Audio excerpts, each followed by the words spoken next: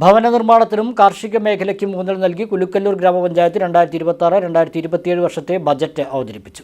മപ്പാട്ടുകര തടയണ കേന്ദ്രീകരിച്ച് വൻകിട ജലസേചന പദ്ധതി നടപ്പാക്കാൻ 4.5 കോടി രൂപ ബജറ്റിൽ നീക്കിവെച്ചു.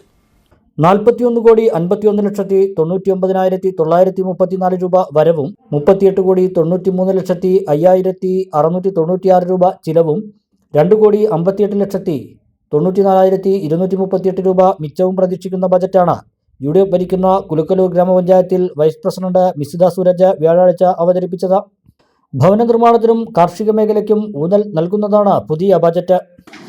സേവന മേഖലയിൽ ലൈഫ് ഭവന പദ്ധതികൾ ഉൾപ്പെട്ട ഗുണഭോക്താക്കൾക്ക് 7,36,00,000 രൂപയും ഭവന നിർമ്മാണം പൂർത്തീകരിക്കുന്നതിന് വകയിരുത്തുന്നു. ഭവന പുനരുദ്ധാരണം ഗുണഭോക്താക്കൾക്കായി 42 ലക്ഷം രൂപയും വകയിരുത്തുന്നു. 100% സമ്പൂർണ്ണ കുടിവെള്ള പദ്ധതിക്കായി പ്രഖ്യാപിച്ചെങ്കിലും കൃത്യമായി കുടിവെള്ളക്ഷാമം പരിഹരിക്കാൻ കഴിയാത്തതിനാലും കേരള വാട്ടർ അതോറിറ്റിയുടെ പ്രവർത്തനം ശാസ്ത്രീയമല്ലാത്തതിനാലും പഞ്ചായത്ത് ചെറുകിട കുടിവെള്ള പദ്ധതികൾ ആരംഭിക്കുന്നതിനായി 50 ലക്ഷം രൂപ വകയിരുത്തുന്നു. ലൈഫ് ഭവന പദ്ധതിക്ക് 7,36,00,000 രൂപയും ഭവന പുനരുദ്ധാരണ പദ്ധതിക്കായി 42 ലക്ഷവും ബജറ്റിൽ വകയിരുത്തിയിരിക്കുന്നു. കാർഷിക മേഖലയുടെ കുതിച്ചുചാട്ടം ലക്ഷ്യമിട്ട് മപ്പാട്ടുകര തടയണ ഭാഗത്ത് പുറമത്ര, മപ്പാട്ടുകര, കുലുക്കല്ലൂർ, മുളയൻകാവ്, വണ്ടുന്തറ പ്രദേശങ്ങളെ കൂടി ഉൾപ്പെടുത്തി വൻകിട ജലസേചന പദ്ധതിയാണ് ബജറ്റിലെ പ്രധാന പദ്ധതി. 4.5 കോടി രൂപ ഇതിനായി വകയിരുത്തി. നെൽകൃഷി, പച്ചക്കറി കൃഷി പ്രോത്സാഹിപ്പിക്കുന്നതിനായി 71 ലക്ഷം, ചെറുകിട കുടിവെള്ള പദ്ധതികൾ ആരംഭിക്കുന്നതിനായി 50 ലക്ഷം, ആരോഗ്യമേഖലയിൽ കുടുംബാരോഗ്യ കേന്ദ്രമായി ഉയർത്തിയ PHCയെ ആധുനിക നിലവാരത്തിലേക്ക് ഉയർത്താൻ 1.43 കോടി എന്നിങ്ങനെയും ബജറ്റിൽ തുക നീക്കിവച്ചിട്ടുണ്ട്. ആരോഗ്യമേഖലയിലെ മറ്റു പ്രവർത്തനങ്ങൾക്കായി 50 ലക്ഷം, വനിതകളുടെ ഉന്നമനത്തിനായി 36 ലക്ഷം, ഗ്രാമീണ റോഡുകളുടെ വികസനത്തിനായി 2 കോടി എന്നിങ്ങനെയും വകയിരുത്തിയിട്ടുണ്ട്. തൊഴിലുറപ്പ് പദ്ധതിയിൽ നൂതന പദ്ധതികൾ ആവിഷ്കരിച്ച് നടപ്പാക്കുന്നതിനും റോഡുകൾ, കുളങ്ങൾ, കിണറുകൾ, മറ്റ് ഭൂവികസന പദ്ധതികൾ എന്നിവയ്ക്കുമായി 15 കോടിയും വകയിരുത്തി. പഞ്ചായത്തിലെ കലാ, സാംസ്കാരിക, കാർഷിക, വ്യാപാര മേഖലയെ പ്രോത്സാഹിപ്പിക്കുന്നതിനായി മുളയൻകാവ് സെന്ററിൽ ഗ്രാമോത്സവം സംഘടിപ്പിക്കാൻ ഉദ്ദേശിക്കുന്നതായും ബജറ്റിൽ പറയുന്നു. യോഗത്തിൽ president VM Muhammad Ali master അധ്യക്ഷനായി. ബജറ്റ് അവതരണത്തിന് ശേഷം ചർച്ചയും നടന്നു.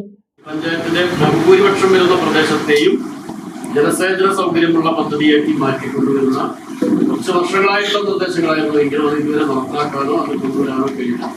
ഒരു പൈലറ്റ് പ്രൊജക്ട് എന്ന നിലയ്ക്ക് അതിൻ്റെ ഒരു സർവേ ഇതിനു മുമ്പ് നടന്നിരുന്നു. നേരത്തെ RKVY പദ്ധതി പ്രകാരം അതിൻ്റെ ഒരു ഡിപ്പാർട്ട്മെന്റൽ സർവേ വേറെയും നടത്തിയിരുന്നു.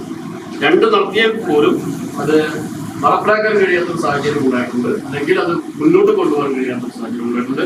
അതുകൊണ്ട് ഈ ബഡ്ജറ്റിന്റെ ഭാഗമായി ഈ പൂതപ്പുഴയെ ഉപയോഗിച്ചുകൊണ്ട് ആനക്കൽ ഇറിഗേഷൻ ആ ഭാഗത്ത് നിന്ന് ഈ മുളയങ്കാവ് വരെ, അല്ലെങ്കിൽ ഈ കുലുക്കല്ലൂർ റെയിൽവേ ലൈന് വരെയെങ്കിലും കാർഷിക മേഖല പുനരുജ്ജീവിപ്പിക്കാൻ കഴിയാവുന്ന പദ്ധതി എന്ന നിലയ്ക്ക് ഇതിനകത്ത് ഉൾപ്പെടുത്താൻ കഴിയുകയും അത് ഹൈലൈറ്റ് ചെയ്യാൻ കഴിയാവുന്ന രീതിയിൽ ബഡ്ജറ്റിന്റെ ഭാഗമാക്കി മാറ്റണം എന്ന അഭിപ്രായമാണ്. ഈ ഭരണസമിതി അധികാരത്തിൽ വന്നതിന് ശേഷം നടന്ന 19 ഗ്രാമസഭകളിൽ ഏറ്റവും കൂടുതൽ ചോദ്യചിഹ്നമായി നിന്ന ഒരു വിഷയമാണ് കുടിവെള്ള പ്രശ്നം. നമ്മുടെ പഞ്ചായത്തിലെ കുടിവെള്ള പ്രശ്നം പരിഹരിക്കുന്നതിന് വേണ്ടി 2015 കാലഘട്ടത്തിൽ കൊണ്ടുവന്ന കുടിവെള്ള പദ്ധതി അത് കാര്യക്ഷമമായി പ്രവർത്തിക്കുന്നുണ്ടെങ്കിലും ചില പ്രത്യേക സാഹചര്യങ്ങൾ കൊണ്ട് എല്ലാവർക്കും കുടിവെള്ളം നൽകാൻ നമുക്ക് കഴിയുന്നില്ല. അപ്പൊ ഭരണസമിതി തീരുമാനമെടുത്തത് പഴയ ശുദ്ധജല നമ്മുടെ പഞ്ചായത്തിന്റെ മിനി കുടിവെള്ള പദ്ധതികൾ പുനരാരംഭിക്കണം. അതിനാവശ്യമായി 50 ലക്ഷം രൂപ വകയിരുത്തിയ പഞ്ചായത്ത് ഭരണസമിതിയെ അഭിനന്ദിക്കാൻ കൂടി ഈ അവസരം ഞാൻ വിനിയോഗിക്കുക. ചെറിയ പെരുന്നാളിന്റെ വലിയ സന്തോഷങ്ങൾ ഇമ്മാനുവൽ സിൽക്സിനോടൊപ്പം ആവട്ടെ. Emmanuel silks M-Space shopping centre, മേലെ Pattambi, also at Kannur, Kanhangad and Iritty.